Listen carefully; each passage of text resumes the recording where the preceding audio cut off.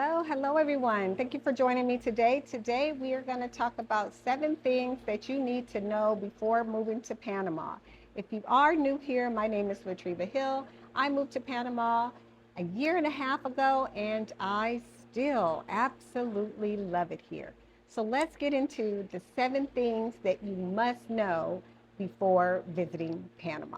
So number 1 would be, when is the best time to visit Panama? Panama has 2 seasons. It has a rainy season and a dry season. In my opinion, I love the wet season, but this season it has been raining almost every day, guys. So if you are an outdoors person, you want to do hiking, biking, taking a couple outdoor tours on the ocean, you might want to come during the dry season. So in my opinion, the best time to come to Panama would be December through April. That is the dry season here in Panama. Number 2 would be transportation. When I booked my ticket to come to Panama, I had no idea how much car rentals would be. After looking for it online, I was so excited, like, oh my God, this is so cheap. I can have a whole car for a month for $600. I was excited. But once I got there to get my car, the insurance that you have to have here in Panama is through the roof when it comes to rental cars. So for my $600, my insurance was about $1,200 that I had to pay on my card to get my car. They will not let you get the car without the insurance. Whenever you see someone new coming in town at that rental car place, they're so upset because nobody tells you this. So number 2 is, just know that the insurance on a rental car is going to be through the roof. 9 times out of 10 is going to be probably twice as much as the rental car fee. But secondly, if you didn't want to drive, all you needed to do was just Uber. Uber here is extremely cheap. From the airport, you can probably catch an Uber into the city for about $20. Anywhere in the city, you can probably get an Uber for about $2 to $3, $4. So Uber here is pretty much what we use to get around. I do have a car, so I just drive everywhere. But when I'm in like Casco Viejo or certain parts of the city, I don't drive in. I'll just Uber on in because it just makes things easier. But that's number 2, guys. Just knowing that when you rent that car, the insurance is going to be twice as much as your car rental. Number 3 would be your phone plan. Have a plan for your phone before you get here, because a lot of times people get off that plane and have zero service. So we do use WhatsApp here. There is a Wi-Fi connection that you can connect to the airport once you get here. But once you're outside of that airport, your phone probably will not work. So I would say I wouldn't get a SIMS card there in the airport. I would wait until I'm in the city, probably like the first gas station or mini mart or something like that. I would get the SIM card there. But you definitely want to have a plan for your cell phone because it will not work if you don't have that international plan. Or if you don't have the international plan and are able to dial out, you'll be charged. I mean, my first month here, I was charged like $10 a day. So be sure that you have a plan for your cell phone. So that's number 3, guys. Number 4 would be the language. The language that they speak here in Panama is Spanish. So if you do not speak Spanish, you will have a difficult time communicating with some of the locals and on some of the excursions that you might decide to go on. I don't speak Spanish, but I'm learning, and I could see where if I would have learned a little bit of etiquette and some restaurant Spanish before I got here, I would be able to order the dishes that I love. I would be able to ask the questions that I need if I'm lost or if I'm hurt. So some of the key things like that, you might want to learn how to say some key phrases in Spanish before you get here to make your transition a little bit easier.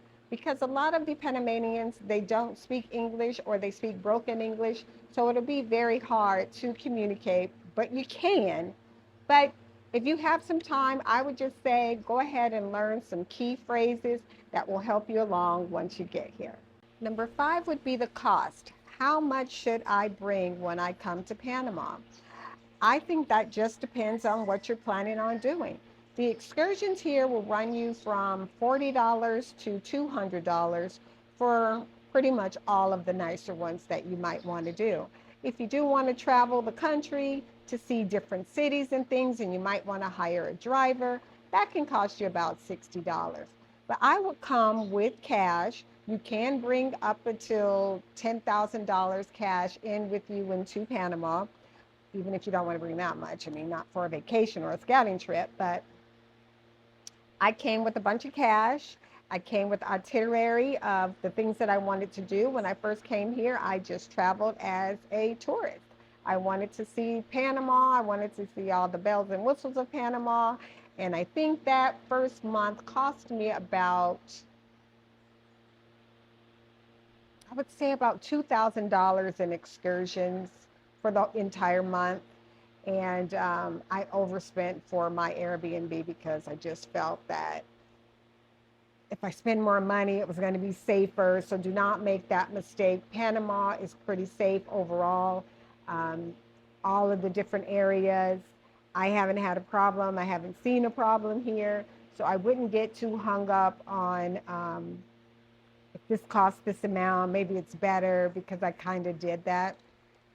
I wanted to get into the high rises to have the security, but the majority of the places do have security already. You don't have to worry about it. And obviously, if you're going into a hotel, you will not have that issue. But I wouldn't get so caught up in spending more when you can pretty much do it for less as far as your living is concerned here. So the cost of living, the food, you can go cheap. You can go to the fondas. You can go $5, $3, $4, up into $15 a plate some places. But if you're eating out breakfast, lunch, and dinner, you might want to have a budget for that so that you can map out just about how much money you would need to bring here. I would say that I would only do one excursion a day as well. I try to cram as much as I could in, and I was exhausted. The weather here is hot, it's humid, so I probably would just do one nice thing a day, let that soak in, and then probably just walk around the city for the rest of the day. But yeah, the cost of living here, the cost of the excursions are going to cost between $50 and $200, and the food between $5 and $15 a plate. So depending on what you want to eat, how you want to eat. Would be the internet. A lot of people ask about the internet connections there in the city and outside of the city. You will not have a problem with the internet connection. The internet connection here it's pretty strong. I don't have a problem here, and I'm out here in the country.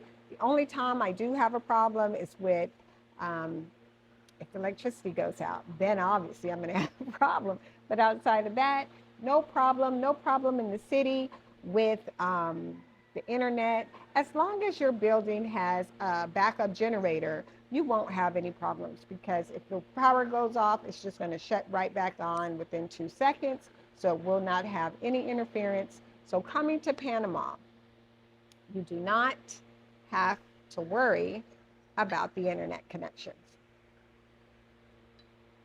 A lot of people do come here, they work, the internet connection is not an issue here. Number 7, guys. Coming into Panama, you will need a return flight.